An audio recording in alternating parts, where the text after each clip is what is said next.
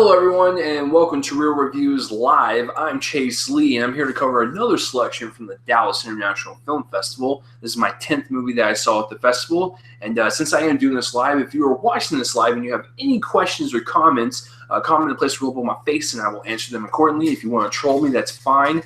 I will still answer your troll comments. So, what am I here to review for this time?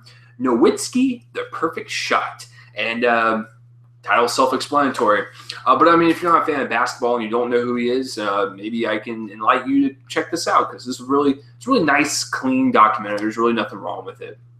And so it's actually a German film, believe it or not, because most of the people that are interviewed in this documentary are from Dirk's family and from that part where Dirk grew up and stuff. And so I thought that was kind of cool.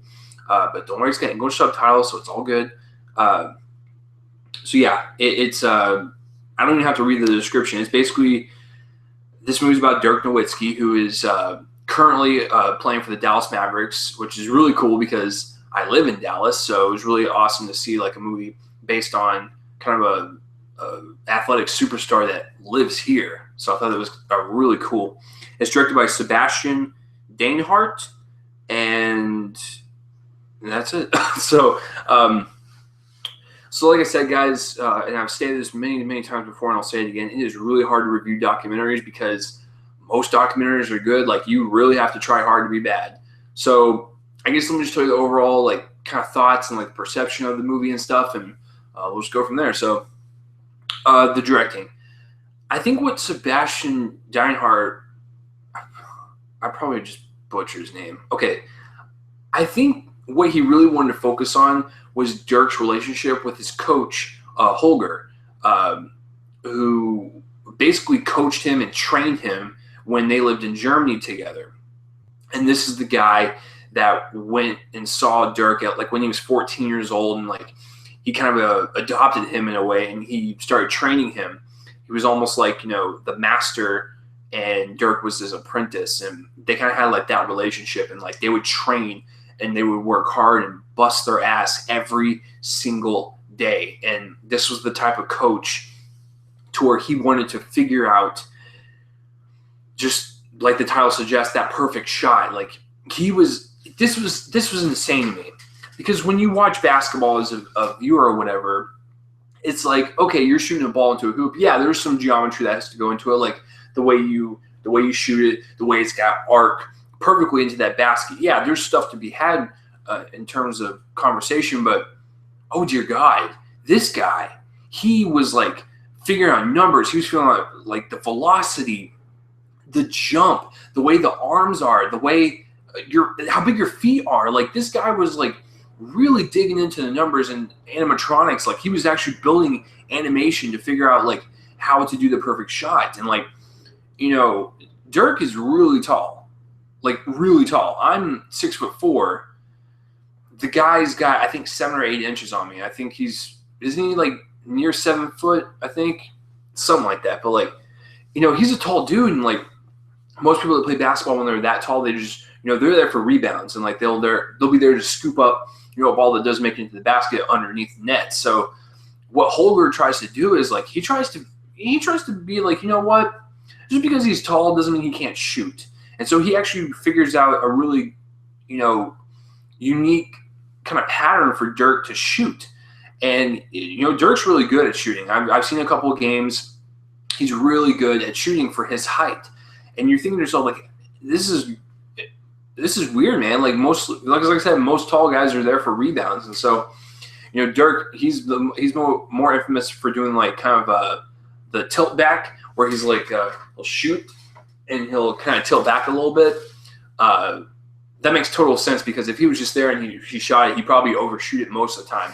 But since he's got kind of like that laid back a little bit, the ball kind of goes at a normal arc instead of like, if he did like that, it would probably be an over arc. So it kind of like all makes sense. I'm sure Holger would describe it better than I would. But anyways, this movie, like I say, it chronicles Dirk from when he was 14 playing basketball until winning the championship for the Dallas Mavericks in 2011.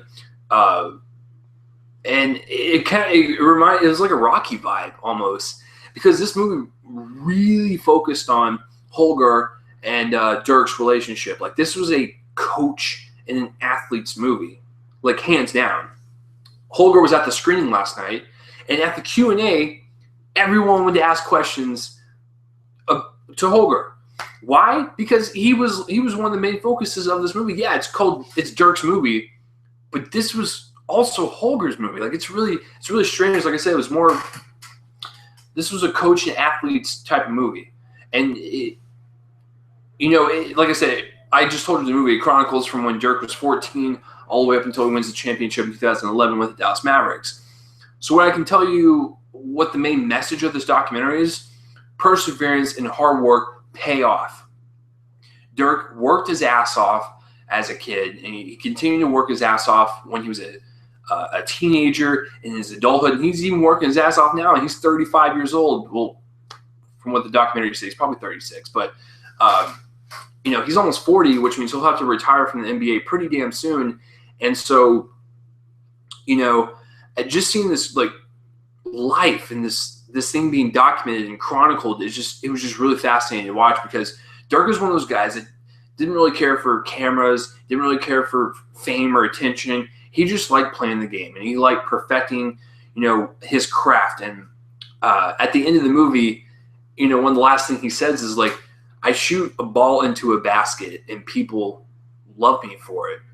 Like, it's still kind of like, it doesn't even register with him that he's like a superstar in the sports world. And he's a nice and humble guy to where, like, he doesn't care about the money or the fame. He just wants to play basketball. And that's really genuine.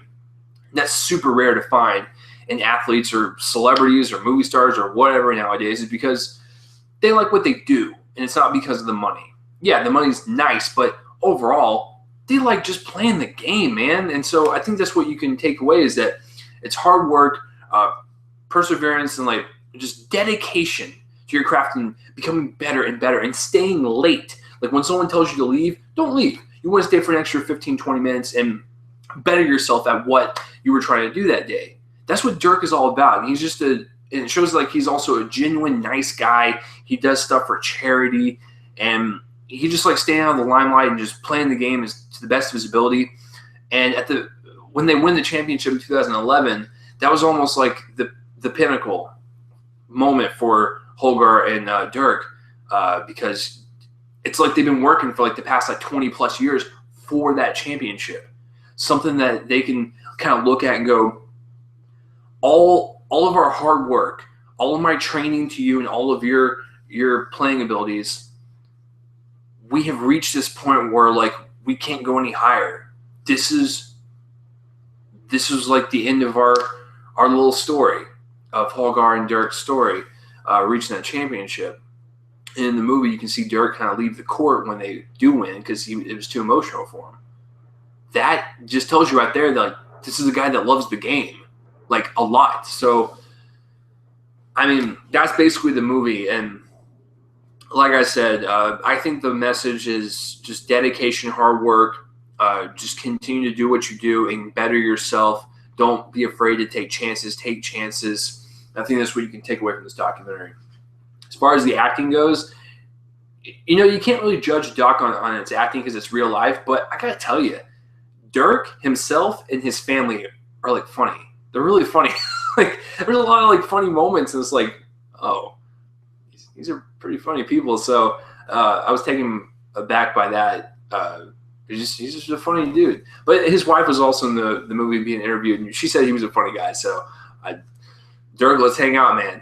I'm in Dallas. Let's go get a drink, and we'll tell terrible jokes to each other. So, as far as cinematography goes, I'm not a huge sports guy, but I mean, I like watching sports occasionally. Like, I'll watch, a football game every now and then, a baseball or a basketball game, or even hockey. And what's really funny is I only watch it if it's like a team from the city that I live in, just because why would you want to watch another? That doesn't make any sense to me. But Like I said, I'm not a huge sports fan, but I watch sports every now and then. But the cinematography, like I like watching gameplay footage. It gets you like super amped up, and it's almost like when you leave the theater, you want to go and like dunk that ball in the basket or whatever. So I really like the clips that they chose for this movie. Basketball is shot very well, like in like professional games. There's a lot of close-ups and stuff because it's a very confined court, unlike baseball and football where it's like a really wide scope. This is like a really more intimate game. So cinematography was really good. The interview shots were nicely done. They were clean. No complaints on that. Editing-wise, it is an hour and 45 minutes. If you were not into basketball, you may not like this movie. I mean, I'm just going to be straight up. And, you know, if you're not really interested in Dirk's story, you probably won't like this. You'll probably be very bored. Because, like I said, it's just basically his life and his career so far. So, but if you are interested in Dirk, if you're from Germany watching this review, I think you'll really like it because your boy makes your home country proud. So, yeah, and, you know, I was interested in it because, like I said, I live in Dallas, so I'm interested on anyone's story from Dallas if they are from here. So it was just a really interesting story to see that this really humble kid just kind of grew up and just worked hard, and look where he's at. You know, he didn't really drink, he didn't really smoke. Like, he was actually just a genuinely good guy. And it's like that's really rare nowadays. So I really enjoyed Nowitzki, The Perfect Shot. I'd have to give it. Oh, man. I'll give it an 8 out of 10. I think it's really enjoyable. If you do not like basketball or not interested in Dirk's story, you probably won't like this. So just skip it. But if you are interested, if you're a huge basketball fan, and even if you're not a fan of the Mavericks and you're just a basketball fan, I would highly suggest you check this out because his story is very interesting. He's one of the legends in the league right now. So it's just a great story to be had. So 8 out of 10 for Nowitzki, The Perfect Shot. Have you even seen this movie, or if you even heard of it? Comment in the place below, put my face and let me know. And as always, thanks for watching Real Reviews live. I'm Chase Lee, and tune in next time for whatever I review next. I'm going to play my outro music. All right, ready?